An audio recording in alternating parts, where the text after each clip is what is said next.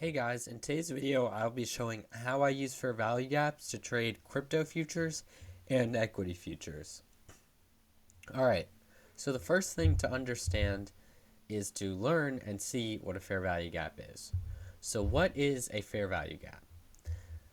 A fair value gap is a imbalance in price. Now, what does this mean? This basically means that say you saw a huge move up, or maybe you saw a huge move down. As you can see here, we have this huge move up really quickly, or say you have this huge move down really quickly. There's an imbalance in price. And what market makers want to do is they want to come up, fill all of the buy orders, because since price moved down so quickly, there's a bunch of buy limits, there's a bunch of sell limits in between these positions. And what market makers want to do is they want to come up, fill all these sell positions to push price even lower. Same thing with buy positions. We have a quick move up, and then there's a bunch of people that want to buy here. They have buy limits right here. What are they going to do? They're going to push price down into here. So now everybody's buy orders get filled. And what happens? Price shoots back up. Now, let's talk about how you can see this on candles and with candlesticks. Also, just to be sure, although most people do use Japanese candles, that is the type of candles that it is most easy to see fair value gaps on. So, let's take a look at what a fair value gap is. Basically, a fair value gap will look like this. It will have, a fair value gap will look something like this. It will have a huge body followed by followed by a candle that's straight up like this, and then maybe something like this. And now, what is the gap? Well, the gap is not actually in this candle. However, it's in the two other candles. So, say the candle after it is like this.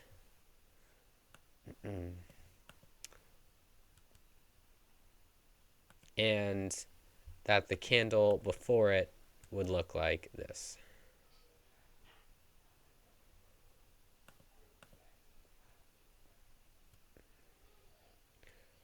So, as you can see, there is a gap right here. And this gap right here would be the fair value gap. So then, what do you see price do? Or what do you sometimes, or a lot of the times, you see price do?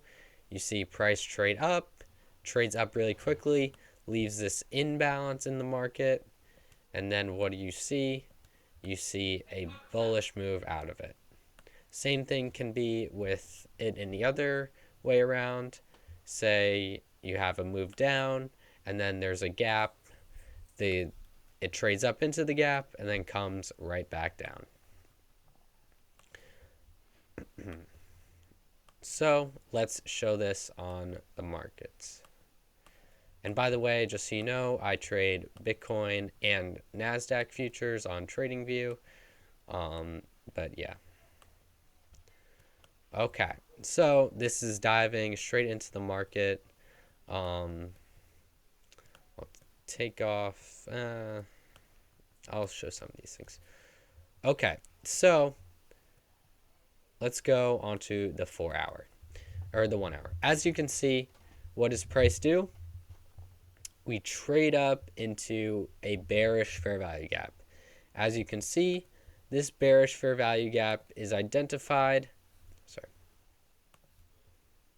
This bearish fair value gap is identified by the candle before it with the wick right here, and the candle after it with its wick right here. So what is this? That is an imbalance in the market. And what does price do? It comes up, it seeks it, it taps it a couple of times, and then what does it eventually do? You get enough sell orders, and what did I take a trade on? I shorted it because, as you can see, price traded up into the fair value gap, and then it dumped because it was able to fill all of these sell orders in here, and it was able to take price lower. Now, I know what you might be saying. Eli, isn't there a bullish fair value gap right here? Well, although there is a bullish fair value gap right here, the key thing to look at in fair value gaps is what the trend is. Now, if you don't know how to use trends, I will make a video later on this, but basically you must identify the trend. Although this does look like a bull trend, we are still not above this candle, which means that we are still in a bear trend. So as you can see, we hit this, see some selling pressure out of it, then continue lower. Now, let's take a look at another example of this. Okay, here we go. Here's a perfect example. As you can see right here, we have this giant 4-hour gap. So what does price do? We trade up into this 4-hour gap, we barely touch it, and then what does price do? It shoots right down. And then what does it do? It comes back up again, barely touches this fair value gap, and then just absolutely dumps price downwards. So as you can see, fair value gaps are very strong and are one of my favorite confluences to use when finding out how to take a trade. These confluences can also be seen on lower time frames as well, such as the 15-minute. Here we have a good example, which I've marked out from before, but we'll still show you. As you can see, price is in this 15-minute fair value gap right here. And what does it do? We trade up into it. We're kind of floating around in here for a bit, but then what does it eventually do? It gets enough sell orders, see a bearish move out of it, and then what happens? Price just dumps. And this was on Thursday, and yeah, it was just a complete sell-off in crypto.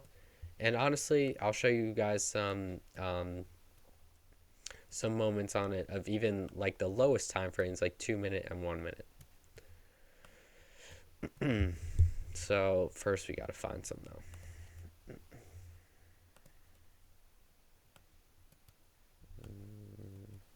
All right, yeah, here's a perfect example. Okay, so as you can see right here, we have a very tiny 2-minute fair value gap. As you can see, the wick ends here and the wick starts there. So there's this very tiny gap, but what does it do?